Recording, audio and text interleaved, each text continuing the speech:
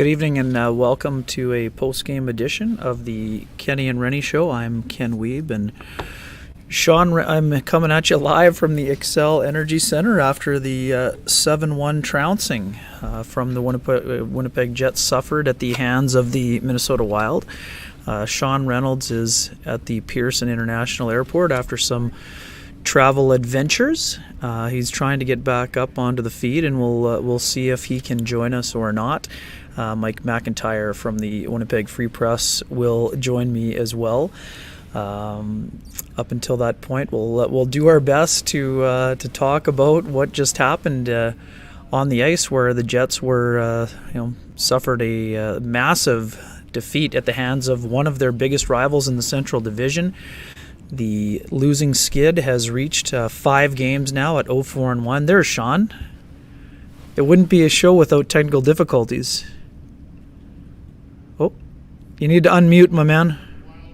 You're on mute. What we got? There we go. There we go. Yes, okay. Indeed. Right. There he is. Okay, so this is about as pop up a Kenny and Rennie as you can get. So the backstory behind this is I never got out of Columbus because my COVID test didn't come in time because the Thanksgiving shut down all the testing labs. So I couldn't get out. So I'm not in Pearson. I'm in Minneapolis. I'm in the same city as you, Ken. Oh, Sean. But I just got off the plane. Here's the deal. I watched the first period of the game in Columbus. I saw those 2 kind of unlucky goals. I thought I saw, a more engaged Blake Wheeler. They were driving the puck to the net. I was seeing some signs of a team that was like, okay, they got a couple unlucky bounces. It wasn't their best period, but I was wondering what I was going to see when I landed. Ken, I'm not saying that I'm the Jets' lucky rabbit's foot, but what I am going to say is I don't think I should be allowed to fly anymore when they're in game, because I landed and I got this cryptic text from a friend back home in Winnipeg. Every once in a while, if you don't turn your phone off in the middle of your flight, you'll be thousands of miles up, and all of a sudden, not thousands of miles up, sorry, thousands of feet up, and all of a sudden you'll get a text, and the text was like, what the heck is going on? And I landed to see that it was 7-1, and that's my question for you, Ken. What happened? What happened out there tonight?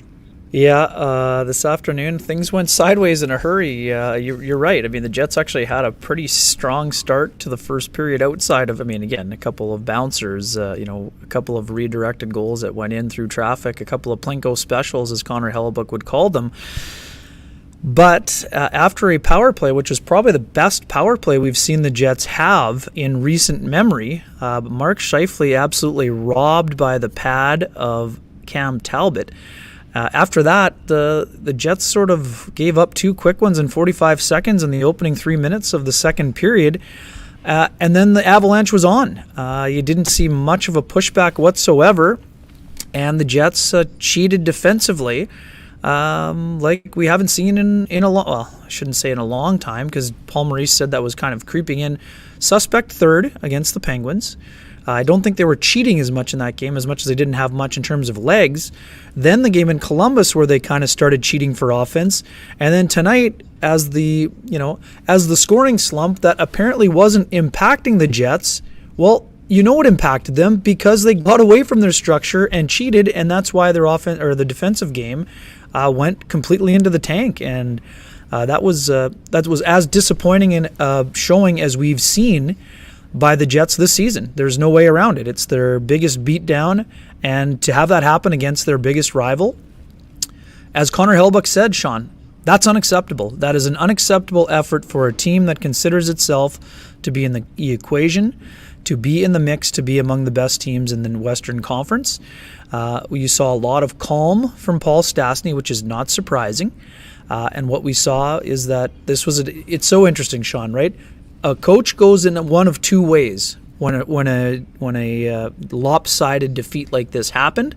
Some coaches go off. What we saw was nothing but disappointment from Paul Maurice, but he didn't go to the whip. He didn't crack the whip.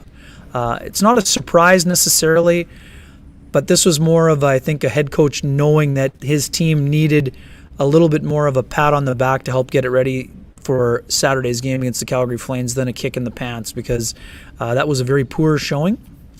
And anytime the star goaltender is pulled. First time in 9 starts that Hellebuck has allowed more than 2 goals. And this was not on Connor Hellebuck by any stretch of the imagination. People will look at the stat sheet and say, oh, well, 4 on 14 shots. Well, no. He got hung out to dry, and the first 2 were bouncers. So to me, the Jets did not do a good enough job in front of Connor Hellebuck, and they better respond against Calgary, or they're going to find themselves staring down the of a 6-game losing skid. Is Mike ready to go here? He is, yep. He is. Mike, I'm going to bring him into here, and I'm going to do what I can here. Ad stream. Sorry, this is different when I do it from my phone. Oh, sorry, I could have added him. There we go. Mike's brought in here. There he is. I wanted to ask this because I'm going to have to board my flight any second here now. But I'm trying to think of the last time the Jets had a beatdown like this. The last time I can remember, guys, it was a Wednesday night hockey in that 2018-2019 season against the against the Colorado Nashville? Avalanche. It was down. No, it was down in Colorado, and it was an absolute beatdown. And I think Paul Maurice at that time had juggled the lines and split up Scheifele and Wheeler. It was the first time I think that he'd ever shown an example of doing that. That night stands out to me because it was kind of the rise of Colorado, who had struggled and then got going and made the playoffs that year. But it was also that same year where the Jets were just lions at the beginning of the season and fell apart towards once the calendar turned to 2019. We know that they ended up losing to the St. Louis Blues and making a decent push, but that was the year that I think everyone walked into that year in 2018, 2019, thinking the Jets were going to win the Stanley Cup. Did not happen. But I can't think of a time that I've seen them have a whipping laid on them the way that happened since then. When's the last time you guys remember the Jets taking one like this? Well, let me give you a more recent example, Sean. I would say it was last spring when the Jets were in that late season swoon.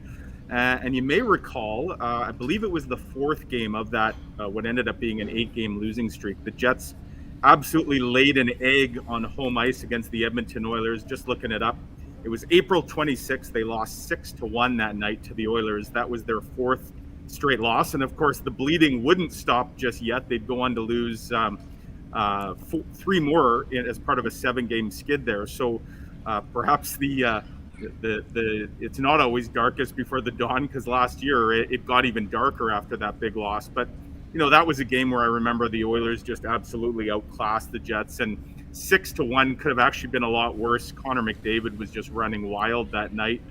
So similar, and you wondered, you get a similar vibe about the team this year. After this strong start, they've now lost 5 in a row. Last year they lost those 7 in a row.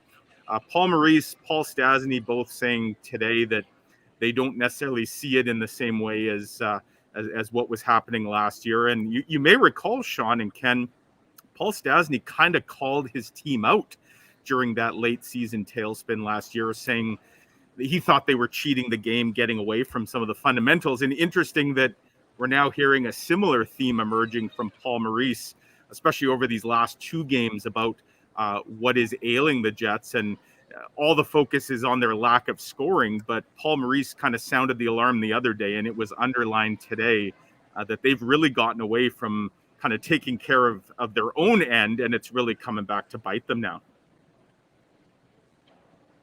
Sorry Ken, about you're that. on mute. Yep, gotcha. That game against Montreal, they got blasted pretty hard last year too. Wasn't there a 7-1? Yeah, it's super.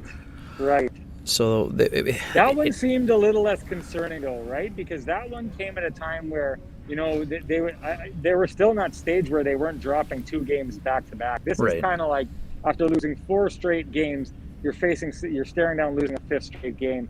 I don't think there's any excuse to not come up with your best effort on a night where you're trying to snap a skid like that. So this is why it reminded me of that time, because it's starting to feel like a team that's a little bit lost right now. And I think there's a number of things happening there. I wanted to talk to you about this, Ken. One thing that I think that they've kind of lost here, or it could be one of these things where there's been a coaching change or a philosophy change by the teams coming in that the Jets have no answer for. But the Jets' forecheck at the beginning of the year, I had noticed, was just absolutely wearing teams down. But if you watch the video of The first period, I saw it a number of times. I was pointing it out to someone sitting with me while we were watching the game.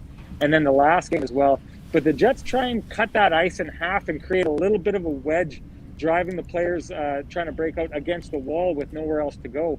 What they've started doing is they move that that puck up to the winger, and as the Jets close in, they just move it straight back to the defenseman that goes to the boards behind that player, and then he just moves it right straight across the ice, and there's nothing but wide open ice and an easy exit out of the Jets zone. So the Jets, we've talked about this before, Ken. I really do think that the coaching style and the way that the Jets are approaching this year is a little bit of an all or nothing kind of gamble, and it's all about, if they turn over the puck, they want to go get it back right away, instantaneously. So it's always a push, but when it breaks down, it really, really does not work out well for them. And I just think right now, there's either a tweak to that system that needs to happen, or I think this is more likely. I think teams have taken a look at the Winnipeg Jets. They caught a lot of eyes at the beginning of the year. People dug into their system, and they're beating that system right now. And I think that's part of the problem, because the Jets are used to turning that puck over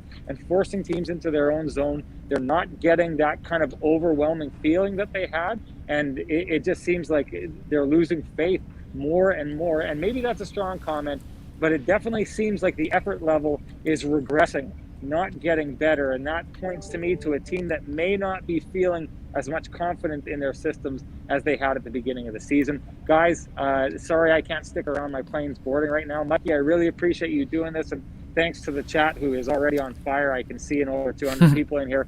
Much, much appreciated. Thanks, Ken, for taking care of this. And again, Mikey, appreciate that. We'll see everyone back in Winnipeg. Safe travels, Sean. Thanks for joining us. Steven or Stefan, 81, yes. I expect Paul Maurice to be coaching tomorrow, yes.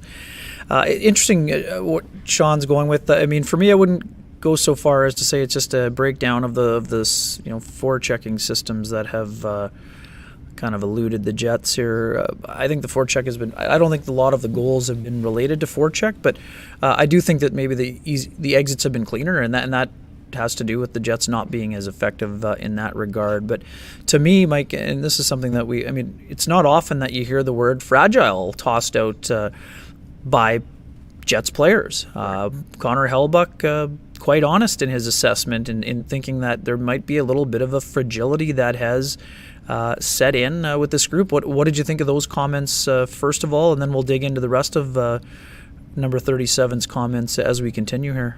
By the way, I'm going to remove my mask since there's nobody within 100 go. yards of me, either direction here. So, it is interesting. We heard the term fragile, and that really did come to mind after the first period tonight. Ken, you had the Jets.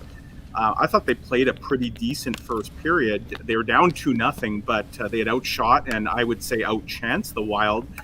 Once again, the story was they couldn't buy a goal, not for lack of opportunity. Brendan Dillon hits the post. Pierre-Luc Dubois is sent in all alone, golden chance, and the puck somehow just hops off his stick, which has kind of been what's happening lately. And then Mark Scheifele is set up beautifully on that first power play by Blake Wheeler. The power play, which looked really good on that first chance, Cam Talbot makes a great save. But, all of those things, no doubt the Jets go into the room saying, here we go again. We can't score. We can't buy a goal. We can't buy a break. The first two Minnesota goals very quickly go in off Jets players. So, and it seemed like the second period, kind of like the other night in Columbus, they just got away from their structure and they did begin to cheat the game. And obviously, Minnesota's got a little more firepower than the Blue Jackets do, and they made the Jets pay in a big way. I think this team, there's just no margin for error right now. And, when it rains, it pours, right? And we're seeing that with this team.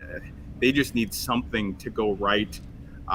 They probably need to get a lead so they're not chasing the game. They've been doing a lot of chasing lately. And when you're not scoring and you're constantly chasing, you could see why. You can say all you want about we have to stick to our fundamentals, stick to the plan, but human nature suggests that that's when you start to get away from things, when you start to panic.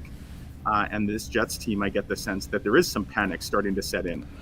Today was another really good example of the maturity we've seen in Connor Hellebuyck. I mean, we know that he was upset, but I thought it was a very measured kind of response from Hellebuck, pointing internally. I mean, he's a guy who said, everybody has to be better. You can't let this fester. What else stood out for you about that post-game commentary? Because we know Hellebuck would have been upset, and part of the reason he was pulled, he never likes to be pulled, but this is also an opportunity to kind of allow him to reset for the game against the Calgary Flames, where he basically said, if I need to win the game 1-0, maybe that's what I'll do, basically. Yeah. It wasn't quite Babe Ruth pointing to, was it right field or left field, Ken? I believe it was right, yes. Right field. It wasn't quite calling his shot, but he did, kind of defiant to the end. He said, asking about tomorrow night and the red hot Flames who are just sitting at home waiting for the Jets here. Calgary hasn't played since Tuesday. The Jets have played twice, Wednesday and again today, and with travel through 3 different time zones. So you got the Western Conference Pacific Division leading Calgary just sitting there. And Connor Hellebuck, very defiant, said it's on. There's no more of this. We're going to give it to them tomorrow. I'm not sure what that means exactly. And he's not, again, he didn't say we're going in there to win, but he certainly set the tone for what has to be a better effort. And, it would be interesting to see what happens if they don't give it to them tomorrow. And if there is more of this, Connor Hellebuck, he's a leader on this team, right? He's a Vezina Trophy winner. He is every bit, if not more important than most of the key forwards and defensemen on this team. And so when he's saying these things publicly, you can imagine what he's maybe saying privately within the room. The tone has been set now that the Jets better have a bounce back tomorrow, because if they don't, and if some of these things are still festering after another loss, I don't know where you go from there, right? You only have so many clubs in the bag that you can pull out. And so we kind of saw the defiant and the, not calling out his own team, but in a way by saying we're going to give it to them tomorrow and there's no more of this. He's saying, look, this is enough. And so it really does set the stage for a pretty interesting Saturday night at the Saddledome. No kidding. And this was the only surprise about today, right? It seems like every one of the Jets closed-door meetings happens in this building. There was not one held today. Let's dive into this. This is the strange part about the Jets. James Robinson is using the term bipolar here. In some ways, I mean, we're basically just over a week removed by thinking the Jets were starting to look like one of the, almost elite teams in the Western Conference. And now they've lost 5 in a row, and there are times when they're like, what is this team going to do? Or how are they going to turn it around? They don't resemble a team. They don't look anything like that team was just over a week ago. A, how does that happen? And B, how do they fix it? Because it looked like they were rolling, and now all of a sudden they don't really have any lines going. I think, as Paul Maurice pointed out today, like Paul Stastny might have been the only guy who was not on the ice for a goal against today. Well, and at even strength. A couple of their best offensive chances tonight came from 7th defenseman turned 4th line right winger Nathan Bolio, which tells you everything you need to know about the current state of the team. Yeah, and you make a great point, Ken. Like 10 days ago, 12 days ago, the Jets are in first place in the Central. They're 9-3-3. And, they're healthy, right? Like Paul Stastny returned to the lineup today. They got nobody out of this lineup. So you can't blame injuries. The schedule, it is what it is. Yeah, they've been bouncing around here through different time zones, but, it's not like they've had a ton of back-to-backs. They obviously had the one last week in Vancouver, coming off a pretty emotional loss to Edmonton, which I think everybody would agree probably should have been a win if they could have scored on that power play in overtime. They pulled that one out. But it seems like that, not scoring against Edmonton, losing in the shootout the way they did, they've really been in a funk since those 2 really nice performances against a really strong Edmonton team. There was the Vancouver game, and then obviously against Pittsburgh, Penguins kind of really neutralized them on Monday, and now these 2 on the road. So I wouldn't paint every loss with the same brush, because I thought they were still really good in that shootout loss to Edmonton. Can't really say the same. The game against Vancouver, despite it being a back-to-back, they had some nice energy that night. and 2 power play goals kind of killed them. If you take those Jets, they didn't even get a power play that night. So, I think these last 2 games, more than anything, are cause for concern and maybe some surprise that this team hasn't been able to shake this off. And in fact, it seems to be getting worse rather than better, especially because they are healthy and, they seemingly have all the tools in the toolbox. They just don't know what to do with them right now. Yeah, it's interesting, and there too, there'll be people that are up in arms about Nathan Beaulieu playing, but I mean, when Nathan Beaulieu has one of the better scoring chances in the game, that says a lot more about the players around Nathan Beaulieu than about Nathan Beaulieu, who may have been the Jets' most effective player in the third period in terms of their forward groups. And about the only good news for the Jets is that they didn't tax their highest end forwards because of the way they were getting beaten on the scoreboard. I mean, 17-20 still for Mark Scheifele. Kyle Connor played 20 minutes, but let's dive into this as well. We should get into it. When the blender came out, Nikolai Ehlers somehow ended up on the third line. I mean, this may have been one of those situations where we saw it before with Patrick Laine when he went through a tough goal, that you put Laine beside Lowry and Tanev because you want to kind of get him back working. To me, this was more or less about Nikolai Ehlers' play than it was about just trying to shake it up in general. Right. But it was interesting that he went back to Wheeler and Scheifele, and then it was once again it was Ehlers getting bumped down in the lineup instead of Wheeler, which I think that says more to do with we haven't seen much chemistry with Ehlers and Scheifele together. I mean, there were a couple games where they were going for a while, but. What are you seeing from? Let's just go to Ehlers first, and then we'll go into Scheifele after that. So, a really interesting comment. I think it came on your question, Ken, to Paul Maurice here at XL after the game, where you asked about the line blending. And, Paul Maurice, and it's not his style, he doesn't call specific individual players out publicly. Behind closed doors, that might be a different thing. But I did find it interesting how he answered your question. Where he said that he was trying to get some players away from each other. You don't hear that term very often. Usually it's the other way around. I'd like to get some guys maybe playing together, think they have good chemistry. He's actually saying the opposite. And what that tells me is he saw some signs or bad habits, call them what you will, creeping into certain players' game. And I would think Nikolai Ehlers is at the top of that list.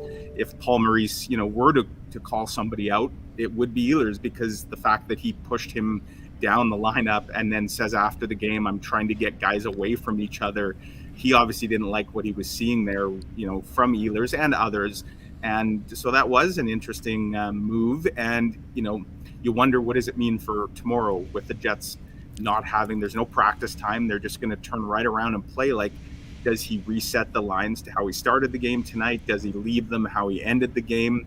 Does he do something different? There's all kinds of options, I guess. And you get the sense, the 11-7, I've never been a fan of playing 11-7. I think it just leads to chaos and confusion. And, we saw that a bit even early in this game where we weren't sure. And Nate Beaulieu's playing a bit at forward, and then he's back on defense as the seventh defenseman, and guys are moving around. And it just really creates a lack of cohesion that I think is kind of symbolic of the way this team's playing right now.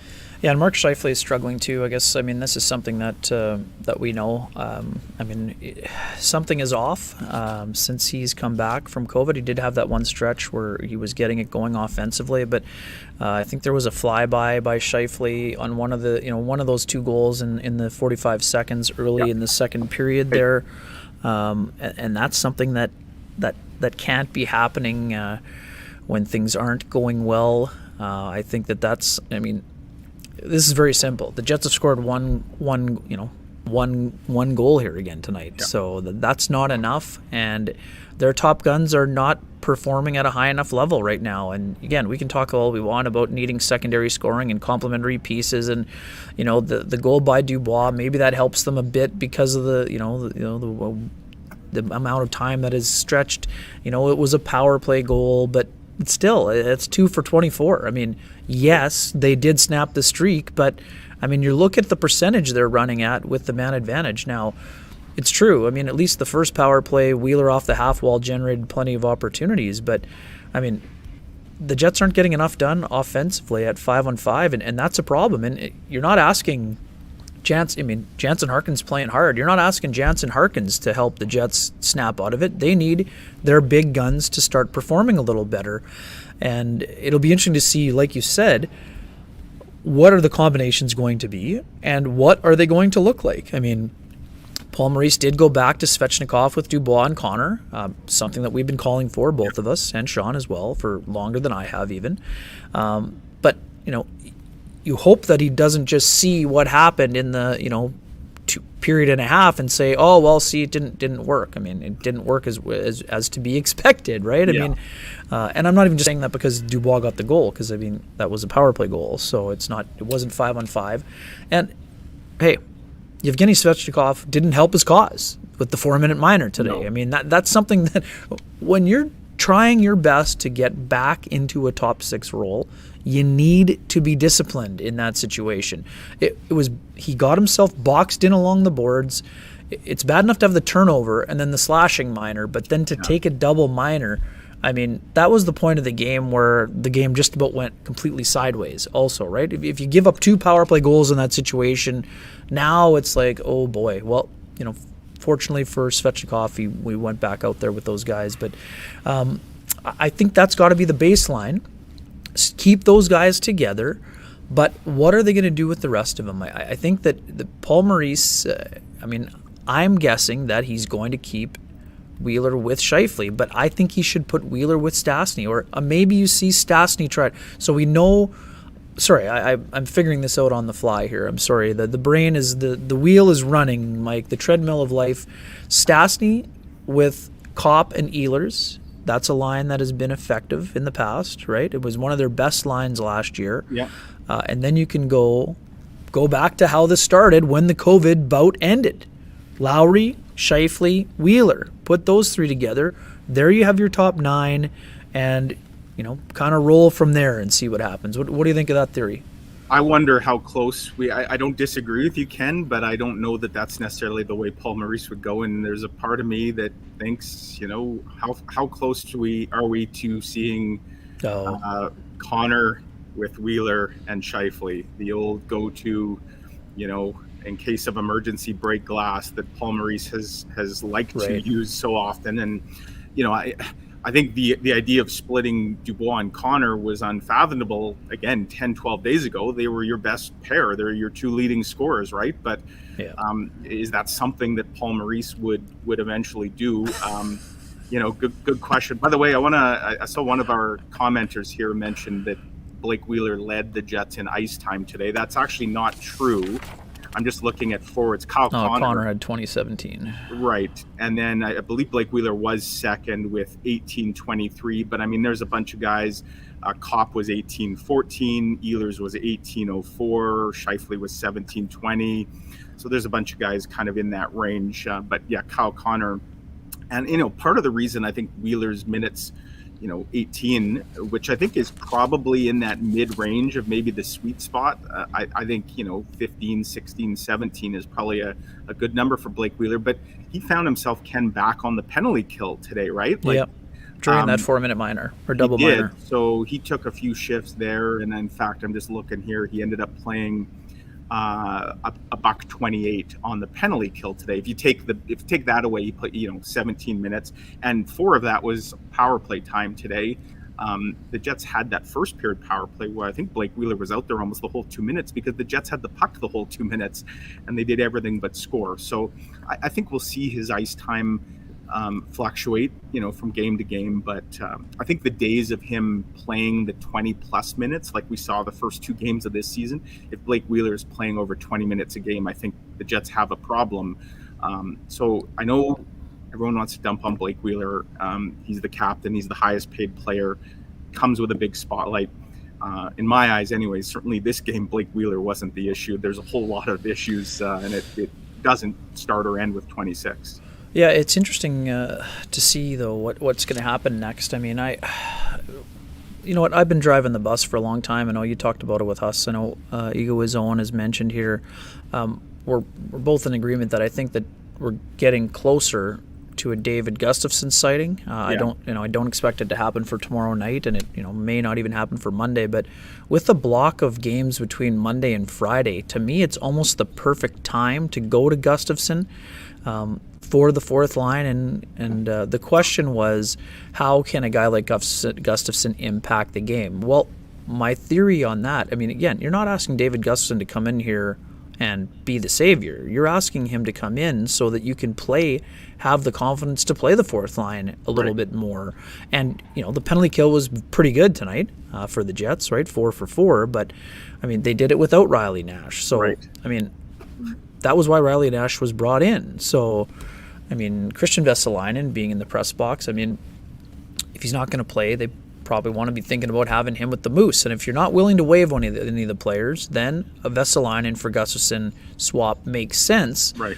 Because Vesalainen is not playing on your special teams right now. And when you're talking about Wheeler on the penalty kill, I mean, Stastny's done a nice job on the penalty kill, but if you're looking for Stastny to play on an offensive line with Kopp and maybe Ehlers, you don't want to have Paul Stastny having to play those taxing minutes. No. If he's playing a minute and a half on the penalty kill, those will impact his minutes at 5-on-5 when you're asking him, you want him to do a little bit more. So to me, having Gustafsson come up immediately helps the penalty kill. And secondly, it would allow them to play their fourth line more. And if your fourth line now suddenly includes Jansen Harkins, and maybe at some point it includes Vesalainen, I mean, Dominic Toninato has played fine. I mean, I have no issue with how he's played. I think, is Vesalainen a little bit more skilled? Yes, but if Toninato's in the penalty kill, I mean, Toninato, that could be an effective fourth line. That maybe might give you, this is what we talked about last year. Perreault, Lewis, and Thompson, they weren't going to give you a ton of offense, but they weren't going to hurt you defensively, and they were going to give you some offense, right? So for me, Gustafsson is more skilled than he gets credit for. He's almost at a point-a-game clip in the American League. He makes the guys around him better. So he can help you both on the penalty kill and at 5-on-5. Sorry, I went to the buffet there, Mike, but why don't you give me a thought on Gustafsson and the potential he could have on this team?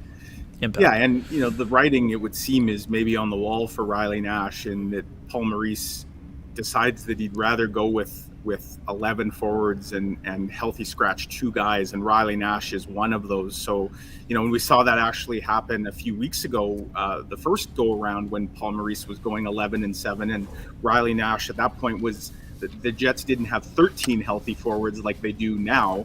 They only had 12 at the time. That was when Scheifele and Wheeler were both in COVID protocol. But same thing, Riley Nash was a healthy scratch for a couple games. Yeah, four consecutive. Right, he got back in the lineup and, of course, suddenly found himself on the top power play unit, or one of the power play units, because of that right-handedness, or so Paul Maurice put it. But Paul Stastny's back.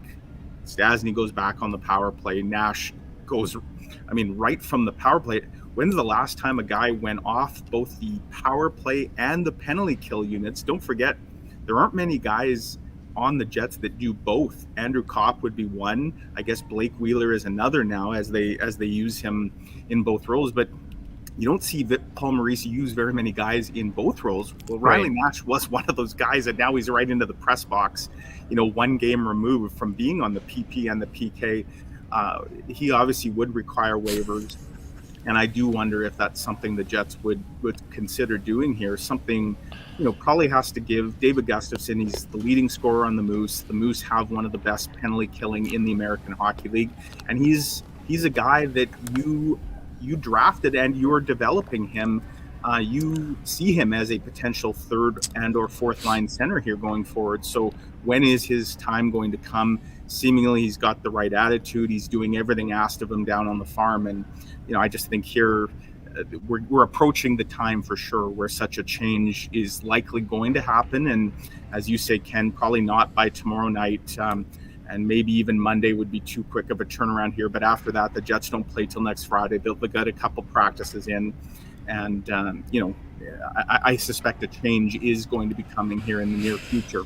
Yeah, and quick one for Partisan Paul, who just had a comment up on focusing on the fourth line. I'm not focusing on the fourth line. I'm looking for incremental potential areas of change. Yeah. I'm quite I've made myself quite clear. The Jets' top 9 has not been doing the job, and specifically the top 6 has not been doing the job during this losing skid. So I'm not saying David Gustafsson is going to turn things around immediately, but the ability to have David Gustafsson or a player like him in the lineup can help take some of the heat off those other guys so they can focus on the 5-on-5 play, right, which was part of the Jets' success going on at the start of the year. I mean, Kyle Connor now has gone, he's having a great year, but now he's gone 5 games without a goal. Yes, he has 2 assists during that time, but it's everyone for the Jets, and it's exactly what Hellebuck said. And including himself. But for sure. The Jets got off to a great start because Kyle Connor was playing hard at both ends and had 12 goals, 11 of which came without the benefit of being on the power play.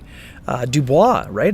Double digits in goals here. It's 11 goals. Like those 2 guys have 23 of the Jets' goals. It's not just all of their scoring basically has dried up, but the bigger issue to me, Mike, and let's dig into this a little bit more, the bigger issue for me is the regression defensively. This is an area where the Jets looked like they were getting things turned around, and right now it's a bit of a struggle. Like, I use the term tire fire in my copy that I was there you go. And they are a tire fire. We thought those days were long gone, right? When they had made the blue line ads, and they certainly looked a lot more structured and disciplined in their own end, moving the puck really nice. But the last few games, certainly not the case. It's interesting, Ken, we're going to see a team tomorrow night in the Calgary Flames that are on top of the Pacific. They're on top of the Western Conference. And, obviously the Stars are driving the bus there. But read a piece the other day, I believe it was by Eric Francis, on, one of the keys to the Flames' success is the faith that Daryl Sutter has in his fourth line, which includes a guy you just mentioned, Trevor Lewis, who was on that fourth line for the Jets, and he's transitioned over to Calgary. I believe Milan Lucic and Brad Richardson are the other members of that line. They provided a little bit of offense, but they're obviously doing the kind of job that that Daryl Sutter wants of them. And Paul Maurice, for whatever reason, clearly doesn't have the faith in the fourth line as constructed here. And if you need proof of that, it's the fact that Nathan Beaulieu, a healthy scratch defenseman, was on the fourth line in the third period today. That is not the plan. That's not the way anybody drew it up. And I would argue that's not sustainable. If the Jets are going to be a successful team, like many think they can be, Nathan Beaulieu is not your fourth line right winger. He just can't be. Yeah. Also, too, the in zone, the defensive zone play, they're having a little bit of trouble. Like the clean exits that we've been seeing, I don't think it's just the Jets' forecheck has been stymied. The other teams seem to be attacking the Jets in a few different areas as well. And I'm with you. I've never really been a big fan of the 11-7, especially because what we saw today, it disrupts the flow and the rhythm for usually, and tonight it was for at least 2 of the 3 pairings. Usually it's just on the third pairing, but I think it's all 3 pairings. And one quick thing about the Flames, Mike, the revival of Johnny Gaudreau, like speaking of Eric Francis, in his column on Sportsnet.ca about the quarter point, he asked quite openly and frankly, is Johnny Gaudreau in the Hart Trophy conversation? We know that Connor McDavid and Leon Draisaitl are at the top of that list, right? But the fact that the Flames have got this rebirth out of Johnny Hockey a year after it looked like they were ready to drive him to the airport and send him to a faraway land, right? So, that's just a subtle reminder that things can change quite quickly. But for me, it's we always talk about how teams respond. And again, I thought the calmness displayed by Stastny was important. But the Jets need to respond. This can't be words tomorrow. The Jets need to respond. I don't want to hear about it being a back-to-back. Back-to-backs are a fact of life in the NHL. We know the energy level is not as high. But if a team has lost 5 in a row, they need to show that urgency that Connor Hellebuck was asking for. And if they don't see it, then there's going to have to be a lot of players looking internally, because the Jets are in a tough spot when it comes to the cap. They're not making a trade. They're not shipping 5 guys out and having 5 guys come in. So you got to look. You're looking around for solutions. You're looking at the guy beside you, and you don't want to let the guy beside you down. And that's why I'm very curious to see what the response is like. I would expect them to respond, because before this 5-game losing streak, we saw an awful lot of maturity in the Jets game, but now it's sort of just like started to erode ever so slightly, and now the tide is kind of sailing in a little bit here, and at some point you got to respond, and it's in the other part too, Mike. I mean, we saw this at the end of last year, like when they were talking about the long losing streak. There were some signs in there of life. Well, right now it's the opposite. Right. The streak started with good work, but it was just such a reminder that how the Jets needed to cash in on that power play, right? The power play against Edmonton. They win that game on a power play. Maybe we're not even having this discussion, but guess what? Right. You don't get to take out the old eraser. There's no ability to just erase that out, and they can't get back in the hot tub time machine and take themselves back to that time. But what are you expecting to see tomorrow in that game, Mike? Yeah, to me, this is going to be a real litmus test, and it makes for one of the more intriguing game 21s of an 82-game season, right? I mean, at the end of the day, win or lose tomorrow, it's not going to likely change the long-term outlook of this team in terms of what they end up doing this season, but it does perhaps go a long way to telling us what this team is made of. And, you know, if they come out and have a really good performance, even if they lose, I think that there would be enough to take out of that to build on. But if they come out and, as Trevor says in his comment here, what happens if Calgary wins? Like, if they follow up this dud with a second straight dud, and I would put, you know, the Columbus game, I don't think that was much of a performance either. Like, Right. Then perhaps there will be a price that has to be paid, and you know how exactly that happens, or you know what that entails. You know, I'm not going to sit here and say that Paul Maurice's job is on the line, but I have to think that the seat starts to get a little warmer, because this is a team spending again to the salary cap ceiling that made the offseason ads that they did, that is completely healthy right now. The excuses were supposed to be gone. The personnel is supposed to be in place. So it's on the players, it's on the coaching staff to get the job done. And as we all know, Ken, you can't fire 18 players or whatever, and usually it's the coach who takes the most heat. So I got to think the spotlight is getting hotter and will get really hot if the Jets are a complete no-show tomorrow night in Calgary. Well, and that's the thing, right? At the start of the Jets were not showing any concern at the start of the slump because they were still playing well. Now they're sort of deteriorating here, and then, like, again, this was kind of in a lot of ways a no-show for the last 40 minutes of the game, and they should have a lot of energy tomorrow because they didn't expend a whole lot today. Right, which was the other part of the Maurice comment that I found interesting, that he didn't think they had it in them to push back. Now, to me, I didn't think we had it in the tank, and that's he's talking about the second period. I didn't like that at all. I didn't. How do you not find gasoline against a rival? Like, look at how you were here the last time when these two teams met in Game 3. Right. And there was a point in the second period where the temperature was starting to rise. You saw a couple of scrums, people were getting fired up, but then it's sort of like the air kind of came right out of the balloon again too, right? I mean, it was that to me was a really interesting comment, and one that I didn't like it, to be quite honest. I mean, I think maybe in that situation I think in some ways you appreciate the frankness, but the fact that they were unable to find, you got to be able to get up for these games. What did you hear yesterday at practice, Mike? This game's coming at a perfect time. You're playing against one of your rivals. Yeah. So it's tough when you say that and then they don't answer the bell. So. Right, and again, I did like their first period tonight. Obviously, they wouldn't like the fact they're down, but the second period, to me, that's the worst period of the year. And given 21-6 in shots, right? 21-6. Given the stakes, given the scenario, that should be a real tell and a big red flag to me is how they performed in the second, and then by the third, I mean, it's games out of hand at that point. So. The pressure is on for sure for this team to kind of put its money where its mouth is and come up with something that resembles more of a National Hockey League effort tomorrow. And I know Paul Maurice, he said it a few times already on this road trip that they're in a stretch of hockey here that he said when he looked at the schedule in the summer, this was one of the more concerning stretches, just because the Jets are bouncing around all these time zones, and they're playing a lot of road games now. But again, this is the National Hockey League. Excuses, as the saying goes, excuses are for losers, right? The Jets have lost 5 in a row. It's time to cut the excuses and start to come up with some solutions. Yeah, right on, folks.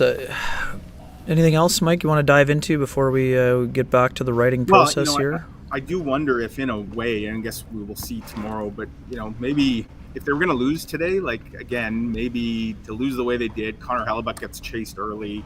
I wondered if we might have seen Hellebuck anyways tomorrow. If this was like a competitive game and the Jets lost, would they want to dress their best tomorrow night rather than just, the old schedule loss, as sometimes people call these back-to-back games, right? And not wave the white flag. So maybe in a backwards kind of way, the fact that, Paul Maurice kind of kept everybody in the upper teens in terms of his top players in minutes. Again, it's taken away those excuses. They should not be able to come in now tomorrow and say, oh, but we were tired or whatever. I mean, travel's not an issue. They're going to get into Calgary by mid-evening tonight. This is not a traditional back-to-back with an afternoon game and a later start, an 8 o'clock start tomorrow night, local time, 9 o'clock Central. So there's a big gulf in between these games, and Calgary's rested. They haven't played since Tuesday. They're also flying high. So the task is a big one, but this is a team that is supposed to be up to these sorts of tasks. They're constructed to play these kinds of games, or so we thought. So we will find out. Yeah, it'll be super interesting, Mike, and thank you for joining us here. I mean, it was lots of fun having you back on, and folks, thanks for keeping the chat room fiery. We understand that you people are fired up. It's passion is what pays the bills. So I think it'll be interesting to watch how the game goes tomorrow. Someone asked earlier, I will not be in Calgary. Mike is moving on to Alberta to close out this road trip for the Jets. I will be heading to Grand Forks to watch Chaz Lucius and the University of Minnesota Golden Gophers face the UND Fighting Hawks. And I do have to correct myself. I was at the under-18 championship at Ralph Engelstad Arena a few years ago watching Jacob Chikrin and Jesse Puljujärvi and Logan Stanley. So that's my memory loss, was that I thought it had been since 2005, but it had actually, I think it's only been about 5 years now. But that was a super fun event. It's a great venue. You and I were both looking forward to a fun rivalry game. Well, today's did not live up to the billing. I'm hoping that the rivalry game in the NCAA activity is a little bit better tomorrow.